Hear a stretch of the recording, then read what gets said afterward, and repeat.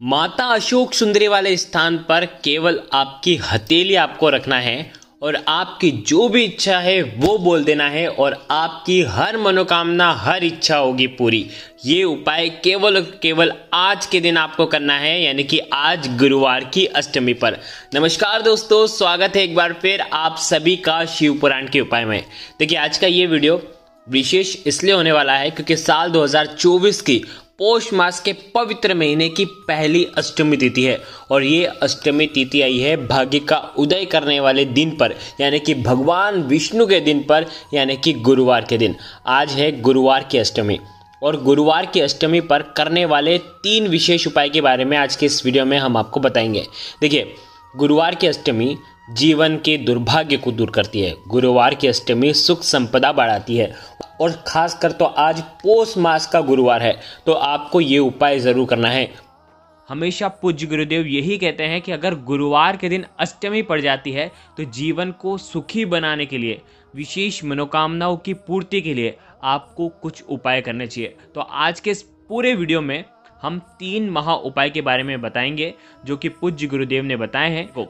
पहला जो उपाय होगा वो आपको करना है, शहद से ओम बनाना है और हाथ रख करके आपकी जो भी इच्छा है वो परिपूर्ण हो जाएगी। दूसरा जो उपाय है, समस्त मनोकामनाओं की पूर्ति के लिए मात्र 1 कनेर के पुष्प का आपके जीवन की समस्त परेशानियां दूर हो जाएगी।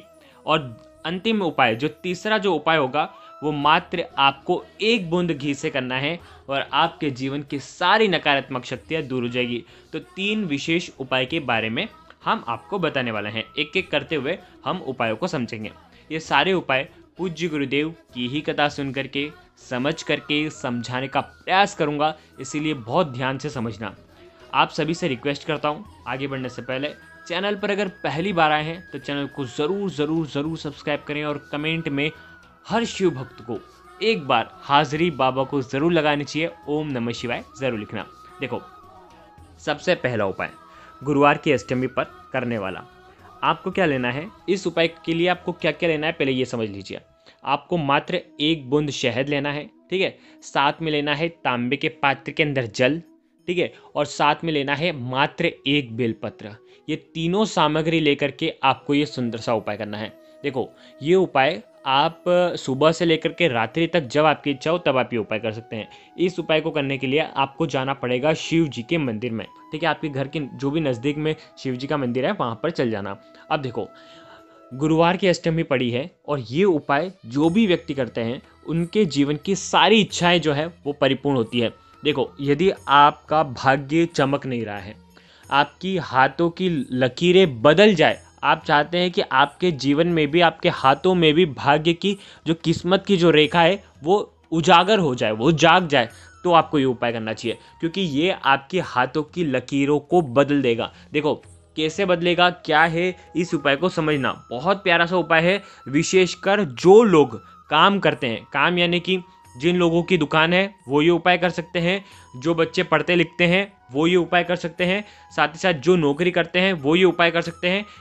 आप कोई नया व्यापार खोलने का सोच रहे हैं, कोई नया काम करने का सोच रहे हैं, तो आपके जीवन में महादेव का आशीर्वाद बना रहे, माता अशोक सुंदरी का आशीर्वाद बना रहे और आपका जो काम है वो सफलतापूर्वक चलता रहे, तो आपको ये उपाय करना चाहिए। बहुत प्यारा सा उपाय है। सावन की गुरुवार की अष्टमी पड़ी है तो ये उपाय आपको करना ही करना है। देखो, ये सामग्री लेकर के आपको भगवान शिव के मंदिर में जाना है। अब इस उपाय को समझना। आपको क्या करना है, सबसे पहले आपके सीधे हाथ की चीठी उंगली के पास वाली जो उंगली है, इस उंगली में आपको शहद लगाना है, ठीक है। अब ये शहद वाली उंगली जो है ये आपको माता अशोक सुंदरी वाले स्थान पर आपको ओम बनाना है शहद से। आ गई आपको बात समझ में? ओम बना लिया। वीडियो के अंदर देखो हर चीज़ बताने का प्रयास करता हूँ। और साथ में आपके पास है 1 बेलपत्र। अब ये 1 बेलपत्र बहुत ध्यान से समझना। ये 1 बेलपत्र, देखो, अगर बेलपत्र आपको नहीं मिल पाती है तो भगवान शिव के ऊपर चढ़ी हुई बेलपत्र पहले ले लेना, उसको शुद्ध जल के, फिर शुद्ध जल से साफ करके उसके बाद वापस से उपाय करना। आ गई आपको बात समझ में? ओम बना लिया।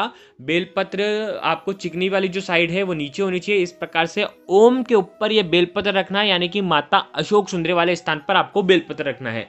डंडी का हिस्सा कहाँ पर होगा? जलाधारी की तरफ। पत्ती का जो हिस्सा है भगवान शिव की तरफ। देखो अब आपको क्या करना है, बहुत ध्यान से समझना। थोड़ा सा, बिल्कुल थोड़ा सा जल आपको बेलपत्र के पत्ते के ऊपर, जो ऊपर वाली पत्ती ना, उस पर थोड़ा सा अर्पित करना है। और उसके बाद शेष जल भगवान शिव के शिवलिंग पर श्री शिवाय नमस्तुभ्यम का जाप करते हुए पूरा जल अर्पित कर देना है।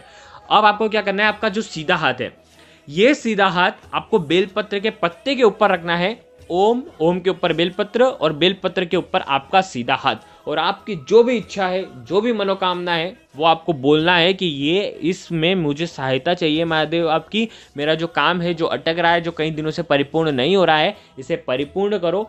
मैं ये जो काम करने जा रहा हूँ इसमें मुझे सफलता मिले, ऐसी आपको कामना करते हुए ये हाथ वहां पर रख करके एक बार श्री शिवाय नमस्तुभ्यम का जाप कर दीजिए। माता अशोक सुंदरी से भी आपको प्रार्थना करनी है। बस इतना सा उपाय करना, कल के दिन यकीन मानिए इस उपाय को करने से आपके जीवन में निश्चित तौर पर बदलाव आएगा। बहुत प्यारा सा उपाय था। ये हो गया पहला उपाय। देखिए अब हम बात करते हैं दूसरे महा उपाय की। ये उपाय आपको करना है कनेर के फूल से। कनेर का पुष्प आपको लेना है पीला, ठीक है, पीला कनेर का पुष्प ही होना चाहिए। अगर पीला कनेर का पुष्प नहीं होगा तो ये उपाय आप छोड़ देना, अगला वाला कर लेना, ठीक है। देखो करना क्या है, मात्र एक कनेर का पुष्प लेना है। जीवन की समस्त मनोकामनाओं की पूर्ति के लिए, समस्त इच्छाओं की पूर्ति के लिए ये उपाय आपको करना है। मात्र एक कनेर का पुष्प लेना है पीले रंग का, साथ में लेना है एक बेलपत्र, और साथ में लेना है एक शमी का पत्ता और तांबे के पात्र के अंदर जल। अब देखो कहीं बोलते हैं भैया शमी का पत्ता हमारे पास नहीं अवेलेबल हो पाता है तो हम क्या करें, शमी का पत्ता नहीं मिल पाता है तो हम क्या करें। तो आप देखो क्या करना है, देखो बेलपत्र तो चढ़े हुए मिल जाते हैं तो हम उन्हें शुद्ध जल से धो करके वापस चढ़ा देते हैं, लेकिन शमी पत्र के साथ ऐसा नहीं होता। तो शमी के पत्ते अगर नहीं है ना, तो पूज्य गुरुदेव हमेशा कहते हैं तो आपको घबराने की ज़रूरत नहीं है। मात्र एक चावल का दाना लेना, और शमी के पत्ते की जगह वो चावल का दाना ही उपयोगी होता है, ठीक है। आपने तीनों सामग्री लेकर के, तांबे का पात्र लेकर के भगवान शिव के मंदिर में आपको जाना है।